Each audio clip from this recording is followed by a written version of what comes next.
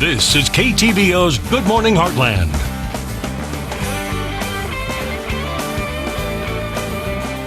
Welcome back. It's been cold outside, but many around the heartland enjoyed some time outside sledding, having a snowball fight, or even making a snowman. But too much time outside can actually be life-threatening. Today we have Dr. Justin Puckett here to discuss the risk and how to care for ourselves or others when we get too cold. Good morning. How are you doing today? I'm doing well, thank you. So first of all, tell us what happens to our body when it does get too cold outside. Well, you know, the body has an internal thermostat that it wants to control our temperature, and so whenever it's cold outside, the internal engine kind of revs up to try to produce enough body heat to maintain that homeostasis of around 98.5 degrees or so. And so whenever the cold air starts to pull that heat away and the body can't keep up, then the body starts to cool. And when the body starts to cool, lots of things happen, but the most important thing that happens early is that it just takes a degree or two drop, and our brain really senses that change in temperature, and we become more confused and lethargic, and so unfortunately whenever we're outside and we start to get too cold, it's kind of like when we're outside and we get too hot, we sometimes are the last one to actually recognize it, and so we can get ourselves into a lot of hurt really fast. So now let's go ahead and talk about hypothermia. Who is at most risk when it comes to hypothermia? Well, hypothermia occurs most often in elderly patients who are left alone, elderly folks who are left alone. They turn their thermostat down whenever it's really cold because they're trying to save some money. It also happens in babies who are sleeping in cold bedrooms. That temperature just sucks that air out, and they have such a smaller body surface area that they're unable to maintain their heat as long as somebody with some of us with more core body mass. And then children in general, they can be outside, they get to playing around, they kind of forget what's going on and don't realize that they're getting cold. And then we've all unfortunately known folks who have been outside under the influence of alcohol and fallen down in a ditch and then start to get cold, and again they get confused, don't really know what's happening, and already starting in an inebriated state. And then people who are outside a lot, so hikers who are stuck and just got to be out there, force their way through, they get lost. Even homeless people who can't find proper shelter. All right, now let's talk about warning signs to look out for.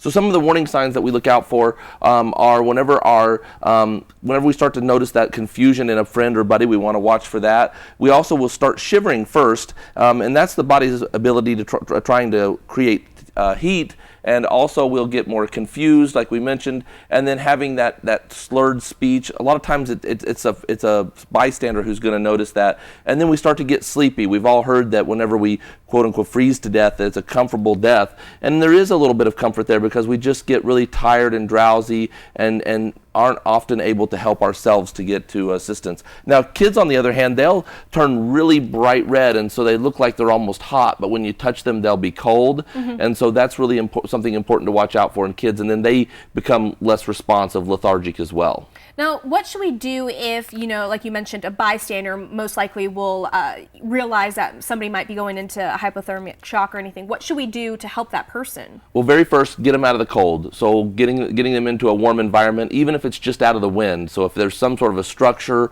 or a windbreak, would be better than where you're at, because we know that even you can get hypothermia even when the temperatures are above 40 degrees, especially if you're wet. So if it's been raining or if you've fallen into some water, maybe a cold stream or pond, and then you're out back into that temperature and the wind's blowing, it can really cool down the body temperature quick. So getting out of that environment is important, number one. Second thing is if there's any wet clothing, get that wet clothing off, because that cold, wet clothing will hold that cool temperature, and we want to get that away from the body. And then we want to warm the body. We want to start with the core body, so we apply heat to the neck, the armpits, the groin, trying to heat the blood that will then circulate through to get to the whole body.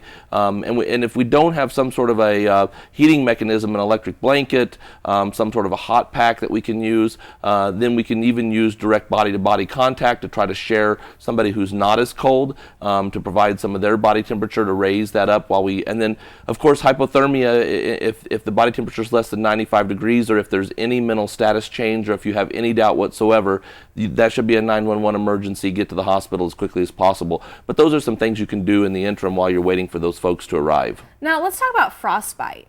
What is frostbite? What's the difference between frostbite and hypothermia? So hypothermia is when that core body temperature drops, and frostbite is more of a localized injury whenever the skin and the subcutaneous tissues under the skin start to freeze. And whenever that happens, then the tissue can start to die, and you can even get loss of a finger, loss of a toe, quite easily. And kind of like we get mental status confusion with hypothermia, we often kind of get numbness confusion with our fingers, and we don't notice that there is cold or is frostbite. Someone else will say, hey, that your finger's gray, what's going on with that? Or we might notice it visually, but we often don't notice it moving around, because when we're cold, we tend to get a little bit numb anyway, and then that gets excessively numb and can be a limb-threatening emergency as well. And you want to just warm that. It just, we want to find a way to warm it, whether it's in your armpit, providing body warmth, whatever that area may be, or submerging it in lukewarm water. So you want to make sure that it's not too hot, both when you're warming for hypothermia and frostbite, because you don't want to develop a burn. Okay, fantastic. Now we are running out of time, and we do have a lot more to go over, so what we'll do is we'll post everything